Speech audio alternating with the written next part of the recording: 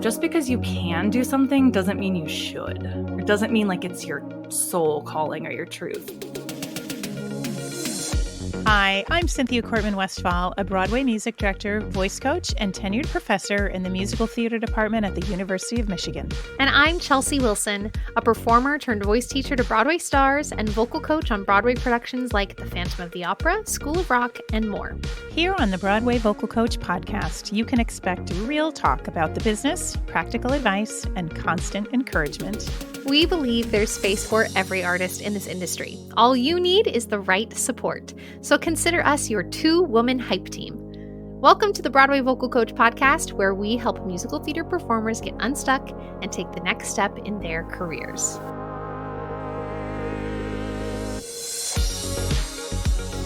Today on the Broadway Vocal Coach podcast, we are joined by a very special guest, Analisa Leaming. Analisa, thank you so much for being here with us. Thank you. Thanks for having me. Oh, our pleasure. Let me introduce you all to Analisa. Analisa has spent over a decade working as an actor on Broadway in shows like School of Rock, Hello Dolly, The King and I, and On the 20th Century. She's performed in national and international tours, regional theaters around the country, and concert stages around the world. She is also a winner of the Lotte Lenya competition, which I want to hear so much about because, dang, that is amazing. That is so cool. More recently, after turning down a Broadway show and moving across the country with her family, she spends her time primarily as a soulful coach who supports her clients in acting upon their deepest longings. She merges her experience as a high-level performer with her lifelong inner journey, studying meditation, coaching, and therapeutic modalities. Analisa is also the creator and host of A Balancing Act, a podcast designed to support artists mentally, emotionally, and spiritually as they pursue their dreams. With that, we have so much to learn from you, Analisa. I'm just so pleased to have you here. Thanks for being with us. Yeah, I mean, this is my favorite thing, like jamming about this stuff. So thanks for having me. Yeah, absolutely. And tell our listeners where you're located in the world these days. So we found ourselves in Castle Rock, Colorado, which is south of Denver. We don't have family nearby. How did we end up here? Who knows? But it's beautiful. So, Analisa, I first met you when our paths crossed on School of Rock on Broadway. In 2018, you came into the role of Principal Rosalie Mullins in School of Rock and were just such a shining light in that production. Did you close the show? Did you see it through to the end? I didn't. I left a little bit early to go on tour with Hello Dolly. Yes. So my dear friend Mamie Paris closed it out. Yes. Yep. That's right. That's right. Amazing. So as I just said, you've had tons of experience as a performer, but you're currently working mostly as a soulful coach and a full-time mother in Colorado. And I'm just curious, how did you get started in your performance career, number one? And when did you know it was time to pivot to something new? Give us a little bit of the backstory here. I'm from Tennessee. My high school voice teacher was an opera singer. She sang with the Nashville Opera. And though, I grew up with Julie Andrews, it was always, that's what I wanted to do. I was very firmly told, you must go study opera. Musical theater teachers will ruin your voice. That is the only direction that I had. And so I ended up at the Eastman School of Music in Rochester, New York, and did my undergraduate in classical vocal performance. Though I was the one who, I did summer stock in the summers, and then I would be in the practice rooms with like paper over my window, and I would be attempting to belt, trying to figure out what that sound was because it was so like frowned upon at my school. But I had an incredible voice teacher who loved musical theater and really supported me bringing in Ricky Ian Gordon songs and Adam Gettle and things like that. The Lotte Lenya competition was always at Eastman. So from my first year there, I was watching Eric Lieberman, Morgan James, Lauren Worsham, Amy Justman come through. So I was seeing these incredible people who now have fantastic careers on Broadway. And so my senior year, I was like, I'm going to do that. And so I kind of worked for about a year and a half, gathering my Kurt Weill repertoire and preparing for that. Incredible. And The judges that year were Teresa Stratus and Ted Sperling, who conducts everything at Lincoln Center, and Ted Chapin, who is the president of the Rodgers and Hammerstein organization. And I feel like those were my guardian angels and getting me on the path which I was meant for, which was performing in musical theater. And I won second prize. And from that, I got a phone call directly to my phone from Bernie Telsey's office saying, would you come down to Lincoln Center and audition to cover the role of Nellie Forbush in South Pacific? It was so sweet because nobody in my life at the time knew how to help me prepare for this kind of audition. And I, very sweetly came down. I had memorized the songs and the scene, but I held my binder like choral singing style for the whole audition in the basement of Lincoln Center for the entire team. And I got called back, didn't book it. And I kept getting phone calls from those folks at Telsey to come in for different things. And so I was going to go do my master's at CCM, like you do when you're a singer. You just keep studying for a while until you're of that opera prime age. And I just finished at Eastman and I saw an audition for The Sound of Music in Asia. And I was like, maybe I should do that. But like, do I fly to New York City? And what about callbacks? How does that work? So I emailed Ted Chapin and I was like, should I do this? And he said, hold, please. And I got a email from that casting office saying, we have a callback for you for Maria in The Sound of Music for this tour. That was like, put me on that path. So I ended up going to China, Chengdu, China, to rehearse The Sound of Music.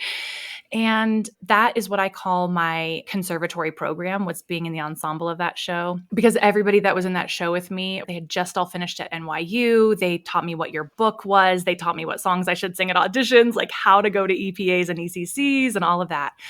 And so that's how I got to New York.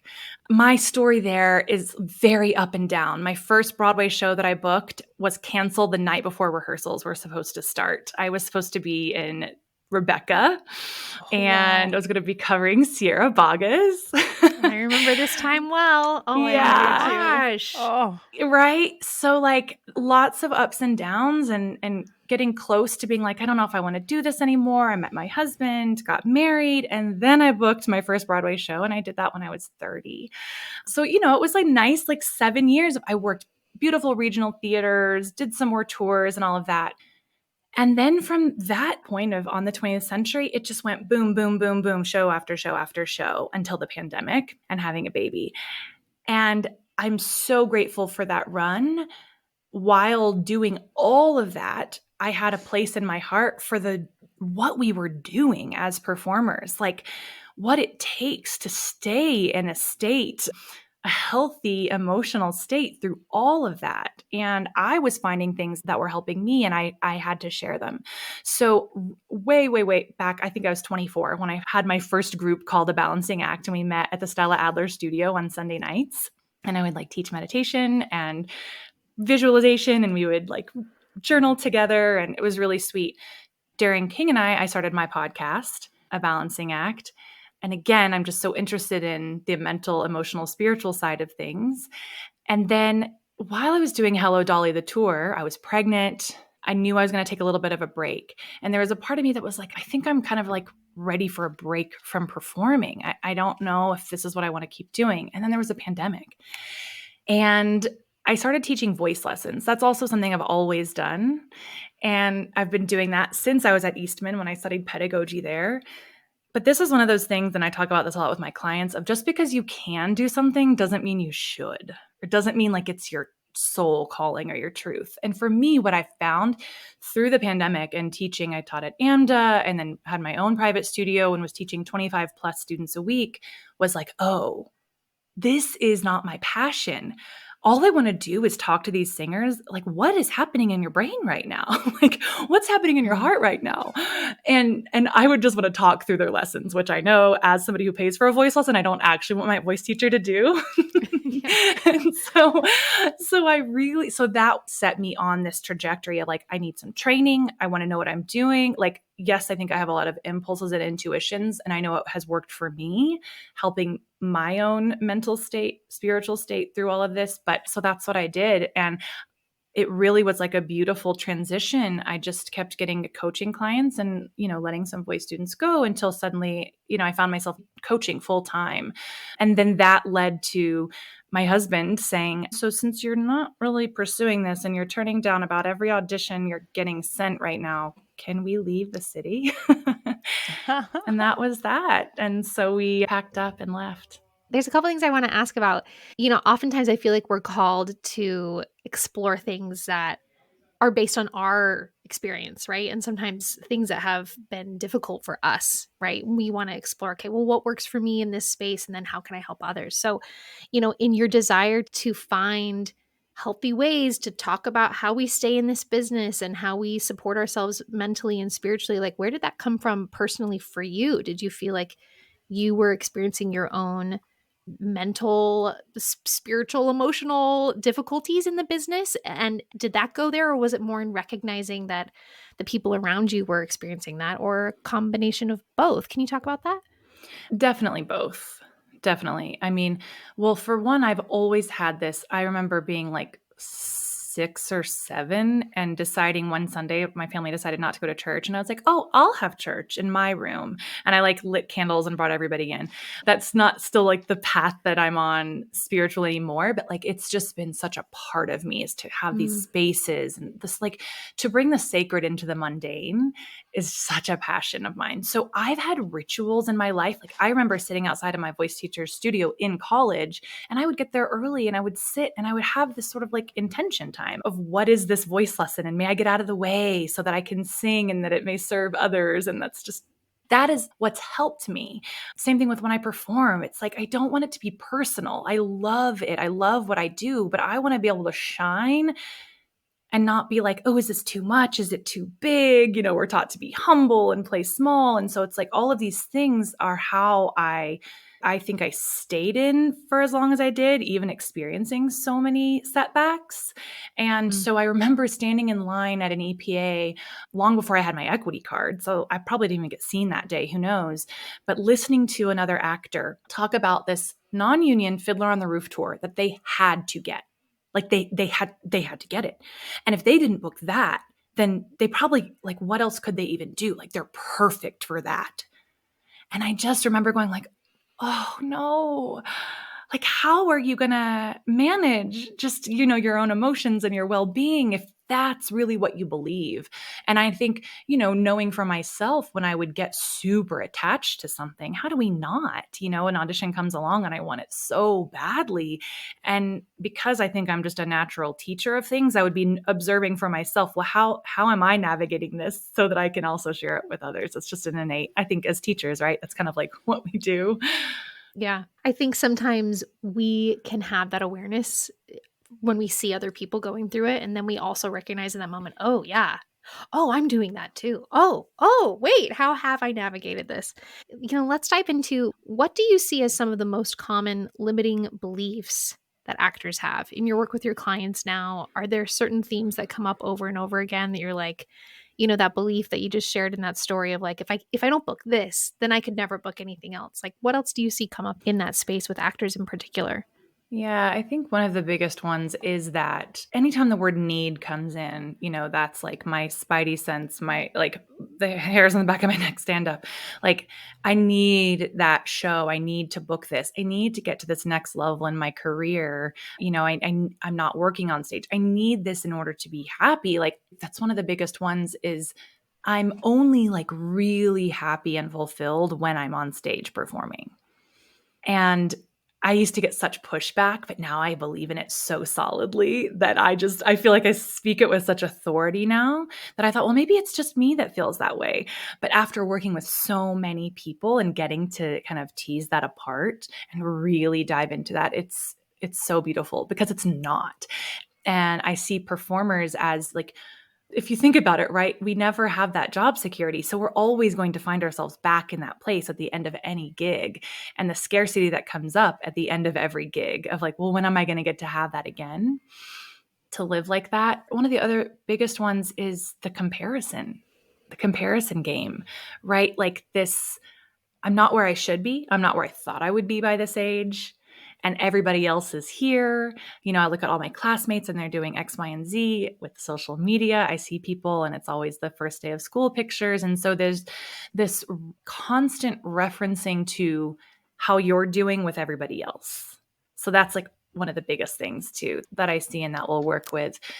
Another is this like not even really knowing how to access your inner voice, your intuition. So in our society, we're taught, right, to look outside of ourselves always from the youngest of age to parents, teachers, political figures, religious figures for, are we doing a good job? Is this okay? Is this right? And especially I think in our training, it can really go that way. Like, how do we sound? Immediately looking to teachers after we perform, feedback in auditions. It's always outside of ourselves. And so that's one of my favorite things to start to do with people is like finding, there's so many steps. I was going to say trusting that voice, but finding it, slowing down enough to hear it, to feel it. And it's such an embodied thing. Like, how do we feel in our bodies?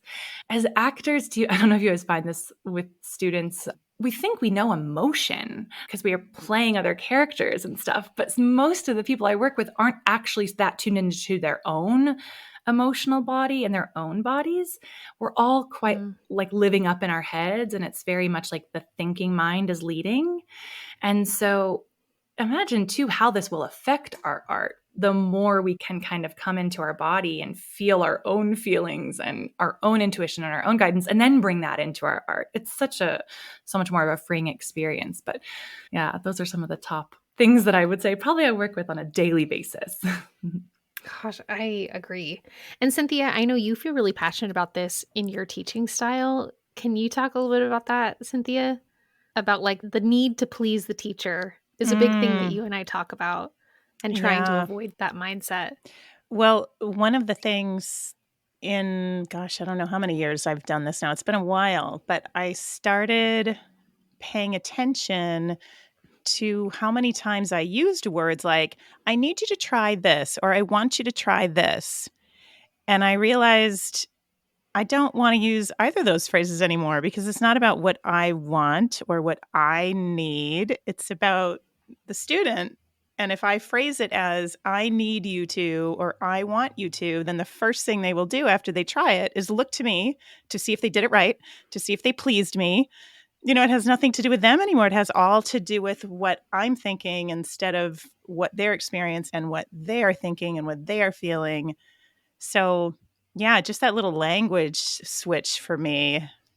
I just simply don't use those words anymore. Or I try not to. I don't think they sneak in too much anymore, but those are hard, I think, as a teacher to let go of that kind of phrasing. Yeah, I love that. And it's hard as a student too, because, for so long, our frame of reference is our mentors and our teachers helping us take that next step, or, okay, you're here, and giving you that feedback that will help you take that next step in your performing or in your singing voice or whatever the case may be. But at some point, earlier the better, trusting yourself, trusting what feels right to you, trusting your own innate talent, your own innate gifts. And like you were saying, Analisa, that emotional knowing, being in tune with yourself, it's hard to do. It's hard to do, but it's so important. You're exactly right. I'm so with you on that. So in your work as a coach, you help performers. I pulled this from your website because I thought it was brilliant. You help performers redefine what a successful life means to you and how to live it. You help them create a toolbox for navigating the mental gymnastics of the performance industry to help your career feel more playful, manageable, and sustainable. And you help them blow up the box of what you think your life should look like. Oh gosh, the should game. Those are all really powerful action steps.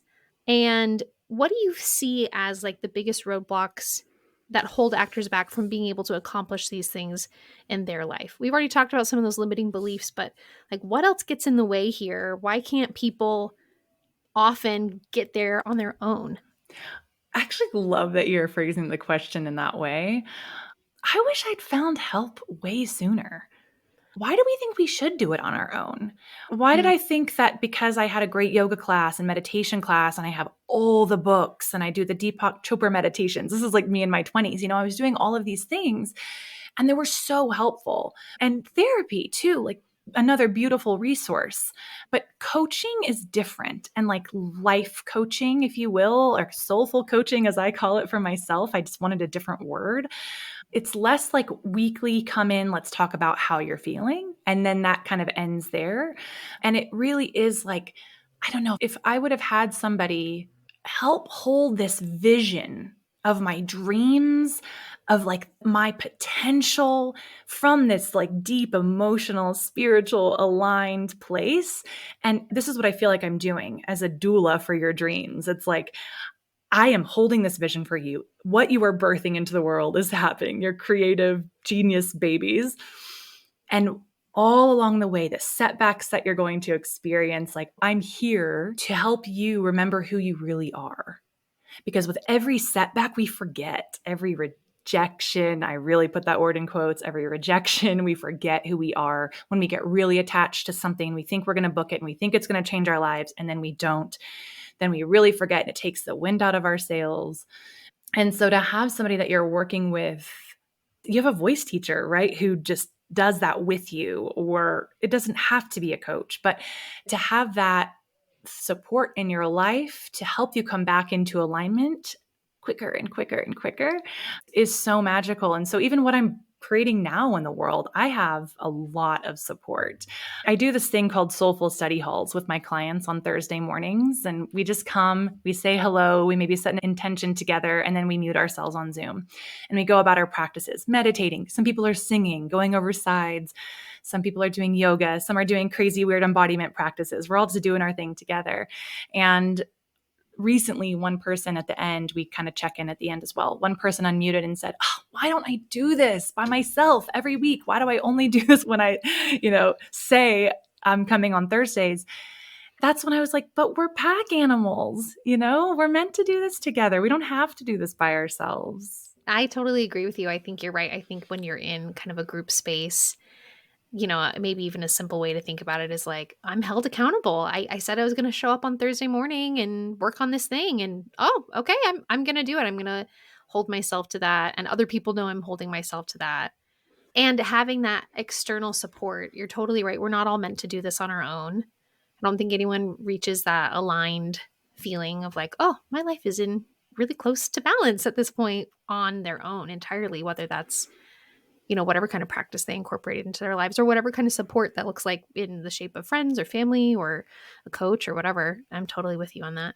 What do you feel like are some other practical steps people can take to find more of this alignment in their life, really feeling like their actions are lining up with what they say their priorities are? What does that look like on the day-to-day? I love the word ritual. I don't think we have a ton of that in our society and culture. And so, one of the biggest things I'll have my clients do when we start working together is thinking of this as creating rituals for ourselves. Ultimately, people come to me and we start working on their careers, but ultimately, it's every area of their lives. And so, we all know what the why is, like creating our why now. I feel like that's such a part of our culture and society's language now. It's like, why are we doing this? And so remembering why is part of it, but like on a daily basis, like what is your ritual with connecting with who I'm here to be in the world, what I'm here to do today? What is it that I want to bring into the world? Not what is it that I want to get, but what is it that I want to embody? The light that I am, the essence that I am, kind of feeling into that. And it's proven to be so much more powerful not to just write it down and look at it every morning. Like just looking at your why statement, maybe, or your intention on the mirror that you've once written is not as powerful because you just see it every day and it won't ignite that thing. So instead, it's like starting the morning or the day or the next activity. That's actually what I really want people to break it down into, is like as you transition from being in a voice lesson to now babysitting or babysitting to that audition, or for me, like being with my clients to then being with my babies. It's as much as I can remember, it's just those few breaths of letting go of what just happened, coming into myself, and then kind of reigniting with, for me, it's like being as present as I can and to be this love in my home for my family.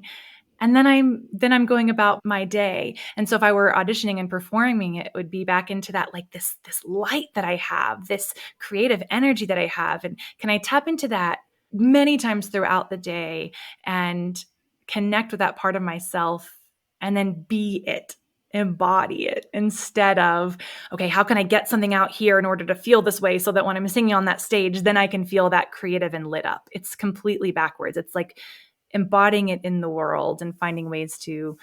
This is what I love, is that as actors, singers, performers, we know how to create an emotional state within ourselves. So I'm like, this should be easier for our kind of people than muggles on the street, right? Like than an accountant or a school teacher. It's like, we know. So how do we create that emotional state that we're desiring to get from some external thing so that we can be that in the world? And to me, that's when life just starts to unfold in ways that totally surprise us, but kind of blows our mind. I have another question for you about when the pandemic hit and you were having your son and he was like, let's peace out, New York.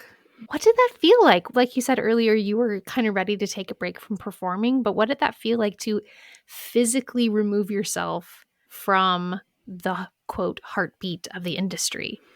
Oh, yeah. This was not an easy thing. Like, I talked about it Yeah. very quickly as if, like, yeah, then we did this and then we moved here. But no, Sure. It Yeah. was massive.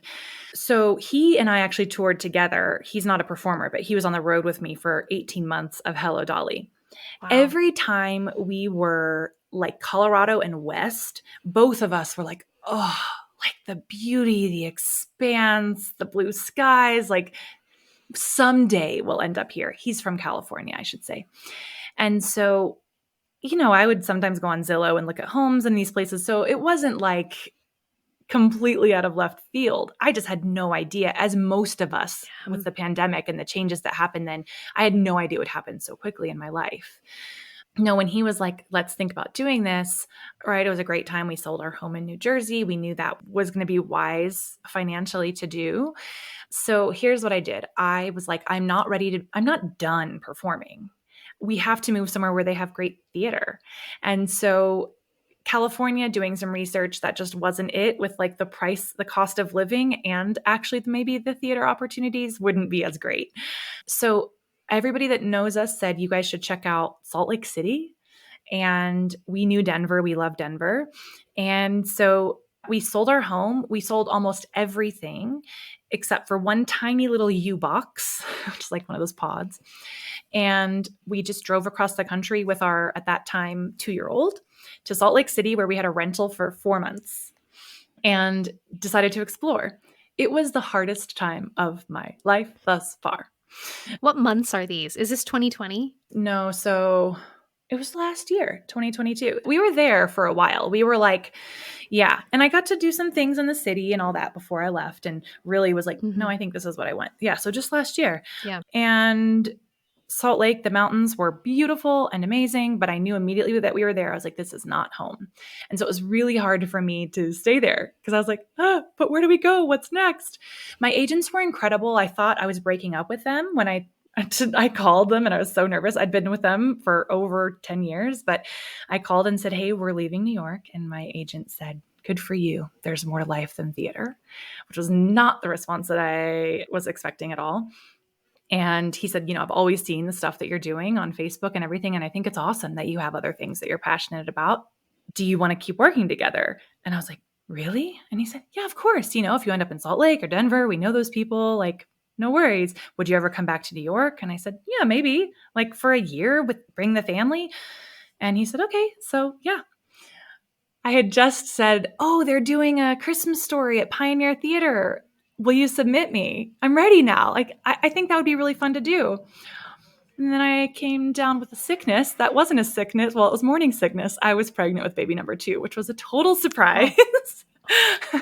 So knowing that, and it was such a surprise, I needed some stability in my life. And since I knew Salt Lake City wasn't it, I was like, let's go find home for now. Mm-hmm. And so we ended up in the Denver area again, because they have really wonderful theater here. And I'm actually leaving soon to go do a gig with the Tulsa Ballet. I'm going to go sing their Strictly Gershwin show. So I'm not done, right? Yeah. But when we left, and the Broadway show that I had turned down, I mean, it ran for a very long time. Like it was very successful post-pandemic. Not one day was I like, I wish I was there, which was so strange. But that gave me this piece of, I really am done for now. Right. Yeah. And then like 6 months later, I was like, okay, submit me for something. This sounds fun. But when we got to Salt Lake City, the Tonys were happening. And I cried watching them because it was such an identity like shedding. I felt like that whole summer was this massive identity shedding. I remember just hiking by myself, crying, like praying to my inner guides, like, why, what is happening? What is this about? Like, and I always say, and I say to people that I know now that are going through just so much unknown, all we want to do is have some sense of control. Like, I want to know it's going to work out. I want to know it's going to, the gift that gave me, the only place that I could go was within. And my own inner life, my own inner landscape became richer and deeper and more beautiful. My connection to my soul, like that's when it really became this like soulful coaching, because I found this inner voice and this place and this connection with something really deep within. And every time I would go there and I would just hear like, there's no control. Nothing is solid out there. Like that's all an illusion. You trying to get these things to feel better outside. And it kind of was this awakening. So, it's that dark night of the soul that leads to something, or that death of that dream or death of that kind of period of my life birthed what's here now. So Yeah. it was big. Yeah. So I left the city in 2020 at the start of the pandemic and ended up giving up my lease, moving out of my apartment that I loved, that I lived in by myself, living my best life in New York. And I never could have foreseen this, right? And I ended up moving to Milwaukee, which literally is the sentence I never thought I would say in my life. I'm moving to Milwaukee because I met this lovely man, and at the start of the pandemic, it just really didn't make sense. I was doing all my coaching, all my voice teaching online. We wanted to be together. We ended up getting married, and so I moved to Milwaukee, where he had a job that he needed to show up for on a daily basis. And anyways, but like that giving up was so, I feel that shedding. I think for so long I had equated my identity with, I live in New York. I've chosen this life. I'm a voice teacher on Broadway. You know what I mean? Those things that are identifiers that signal to everyone else, like, here's the choice I made. Isn't that great? And then all of a sudden, I'm living in Wisconsin and I'm like, what's my life now? In some ways, that was certainly my choice. I'm not saying that I didn't choose that. It was the right choice for sure. But I couldn't have foreseen that. I wouldn't have chosen it under maybe different circumstances, right? So I just feel you so much on that. And, something that I think about a lot, and I wonder if you have thoughts on, before that kind of shedding of an identity. For me, it was the shedding of an identity of like performer and then voice teacher, and really committing to that fully. And I think at the time too, it somehow felt a little bit like, okay, this isn't right for me right now. I'm going to really fully commit to this other thing that I do find so fulfilling, that I do find is how I like to show up in the world. But sometimes I wonder, like, how do we know when? And maybe even like, to use a big scary word, like, how do we know when to quit or pivot or change? Like, when do you deal with this with your clients, of like, how do you know when? You've had moments of this in your career. I'm just curious what advice you offer to people. Well, I remember when I actually was going to audition for Penn State's master's program, and I was talking with Mary Saunders Barton. I was talking with Mary about like leaving the business and becoming a voice teacher and working in academia. And she was like, why? Like, what is your reason? I said, look, like, I don't know if I want this lifestyle anymore. Like, even if I could look in a crystal ball and see I'll have all these jobs down the line, but like this lifestyle. And she's like, well, that's why I decided not to continue to pursue that, is this job security. And like, that's something that I wanted. And she said, will you sing for me? And so I sang her a song. She played for me and sang her a song. And she just stopped and she looked at me and she goes, you're not done. And I was like, I mean, that's a big thing for somebody to say to you, right? Like, usually Wow. teachers are like, I'm not going to tell you what you should do, right? But she's like, you're not done. And I was like, okay. And she's like, work on your piano playing anyway, work on it over the next year, but you're not done. And then like 3 months later, I booked my first, what became my Broadway debut. But in that time, there was this like letting go. I started to have conversations with people about, is it time? And I got a piano teacher and I was like, I'm going to start working on this. And of course, it's like when you stop trying, which we all hate that advice, right? Like when you stop trying, but there really was something there for me.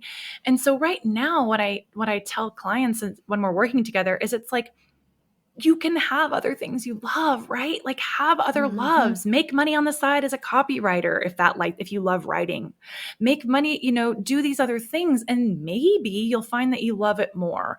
But I think this idea that it has to be this like hard transition of like, now I quit.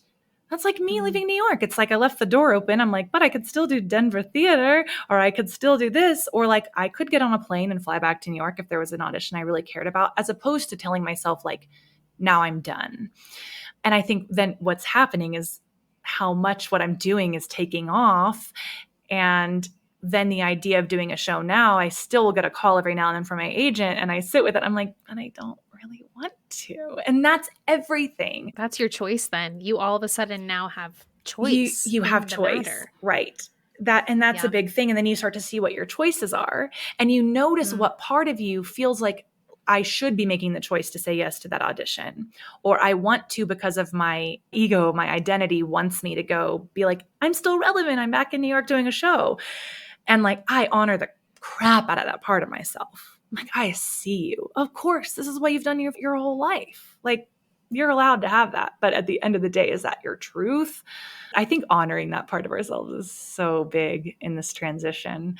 I actually said to my therapist, similar to what you're talking about with your transition, I said to him, as we'd already made the decision to leave, I was like, I feel this part of me that's like, but I'm not going to be special anymore.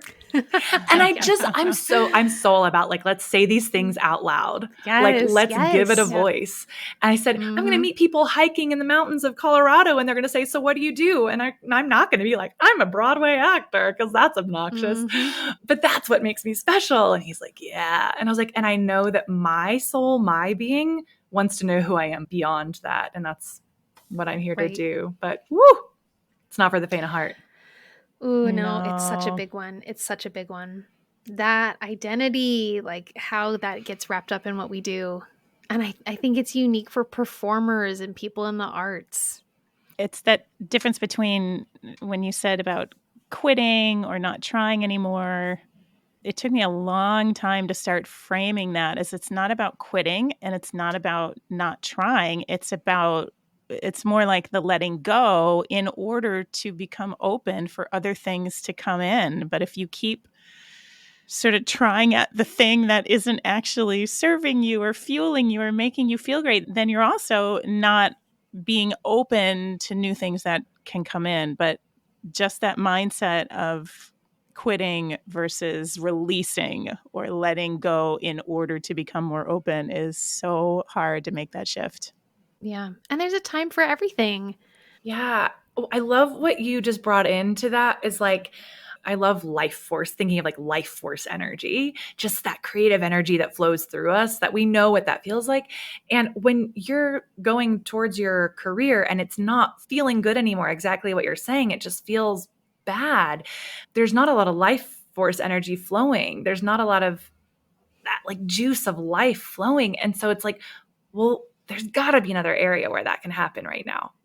That doesn't mean like picking a whole new career path, but like, where else can we find some of that juice of life, whether it's like playing with your niece or gardening or something. And it's those of us that when we stick our heels in the mud and we're like, no, there's nothing else, that it's just such a great sign that our ego and our identity is so wrapped up in it. And to be really tender with that, but that's not our true self.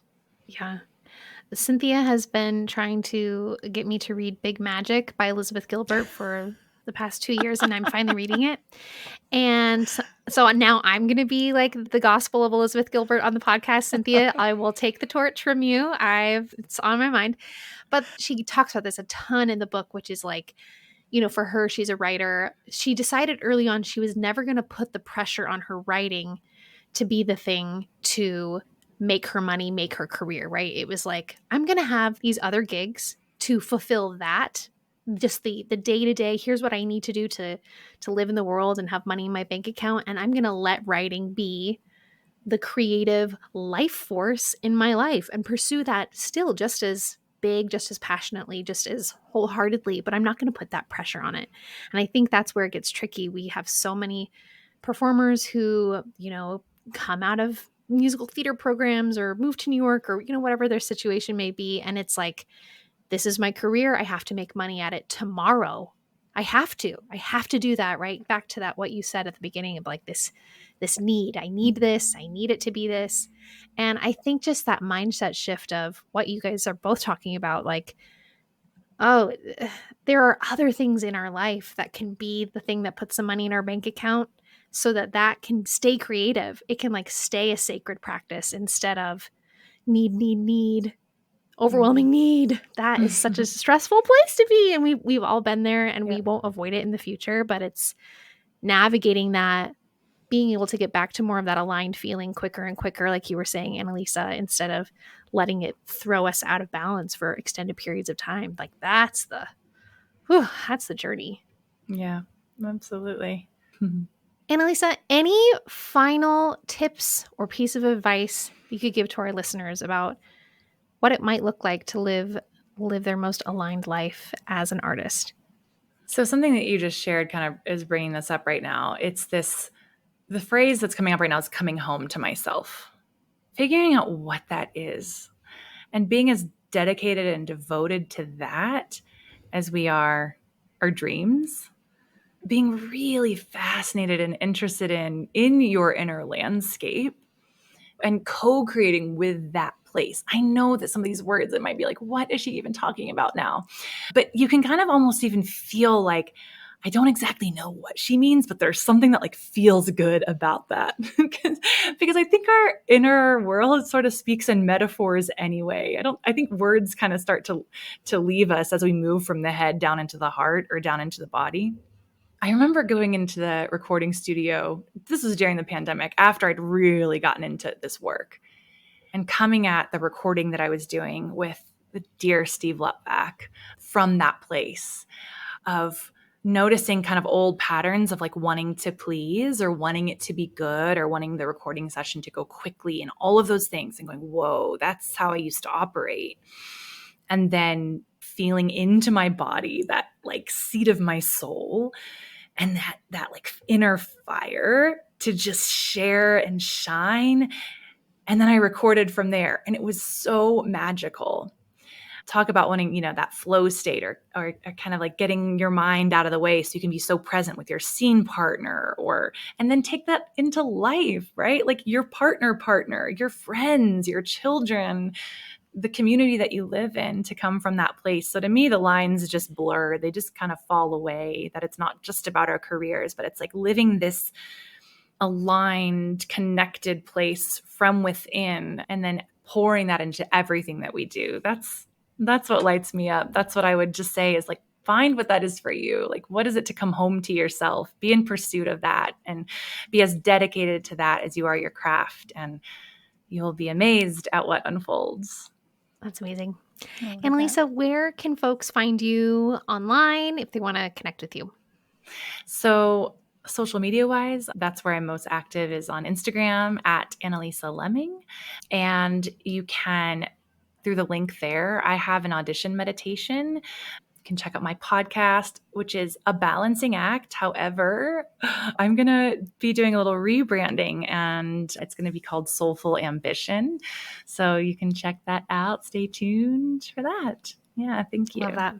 Perfect. We will link all of that in the episode description today so you can connect with Analisa. Thank you so much for being here with us today. This was so lovely. Thank you for having me. Thank you so much. Absolutely. If you enjoyed today's episode with Analisa, please share it with a friend. You can also take a screenshot from wherever you're listening, share it on Instagram, and tag us when you do at B-Way Vocal Coach. And consider leaving us a review. And if you're ready to take your next step as a musical theater performer, but you aren't entirely sure what that should be, take our quiz. We'll strategize with you to outline a roadmap to your unique goals. Plus, from there, you can book a free consult with us. Visit bwayvocalcoach.com/take the quiz. We can't wait to hear your story and help you take the next step in your career.